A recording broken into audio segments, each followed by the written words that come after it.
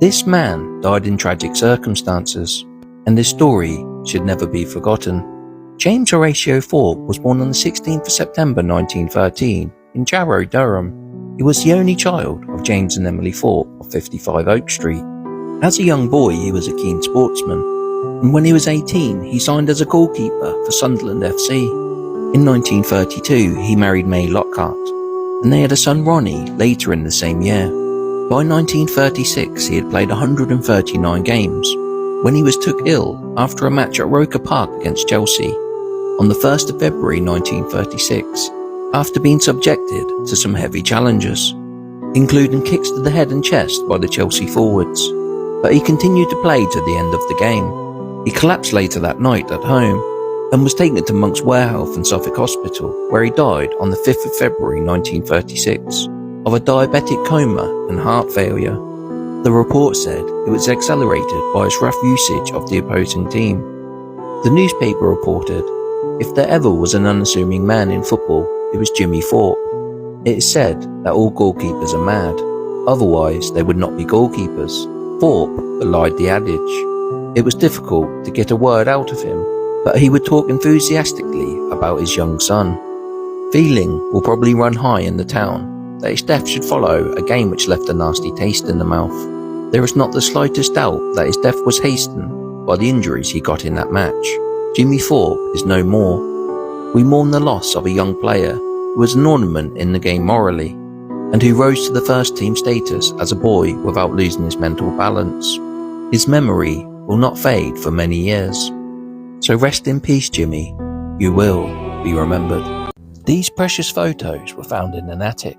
They were amongst other family photos, but these children did not belong to the family. Luckily, their names were written on the back, so I was able to research their lives. The girl was Florence Marjorie Hyde, who was born in 1902 in Dunmow, Essex. Her brother was Harry James Hyde, who was born in 1907, also in Dunmow. Their parents, Harry and Charlotte, had married in Tilton, Leicestershire in 1900, and in 1911 they lived in the Bank House, Dunmow, where Harry worked as a butcher's assistant. The 1921 census showed their father worked for John Henry Stokes, a butcher in the High Street. Both children attended university, and the next record in 1939 shows there's both teachers. Harry, a certified assistant teacher, and Florence, a teacher of French. Harry passed away in 1972, aged 65, and Florence in 1991, aged 89. Neither of them married or had any children, so sadly, there is no one to pass these photos on to. We will just have to remember them in this video today. So rest in peace, you will be remembered.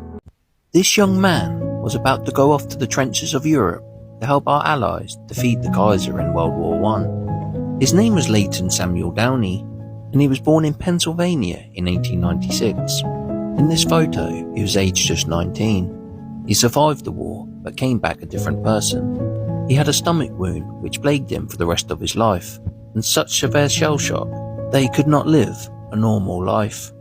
Yet his kind heart survived. His niece said, "He was my favourite uncle. My father always remembered his kindness to him while he was growing up." She said Leighton never married or had children, and was frequently homeless. To ensure a warm bed and meals for the rough Pennsylvania winters, he would throw a brick through a tavern window and spend the winter in jail. He passed away from liver cancer in September 1947 and was buried at Lawncroft Cemetery in Pennsylvania. So rest in peace, Leighton. You will be remembered. This man had an incredible 15 children, but that is only half the story. Ottmar Weber came to Pennsylvania from Bavaria, Germany in 1853, and after 1 week of getting off the boat, he married pregnant widow Barbara Miller.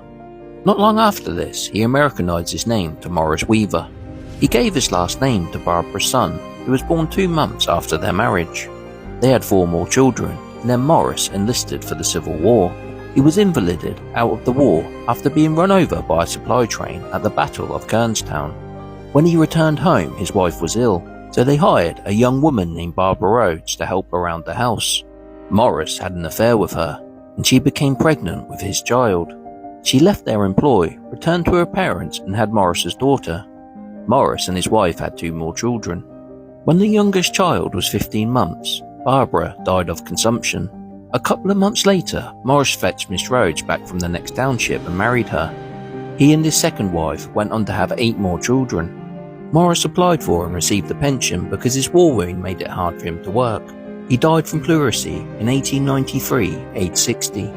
Because of his odd blended family, the oldest child by the second wife was older than the youngest child by his first wife. So rest in peace, Morris. You will be remembered.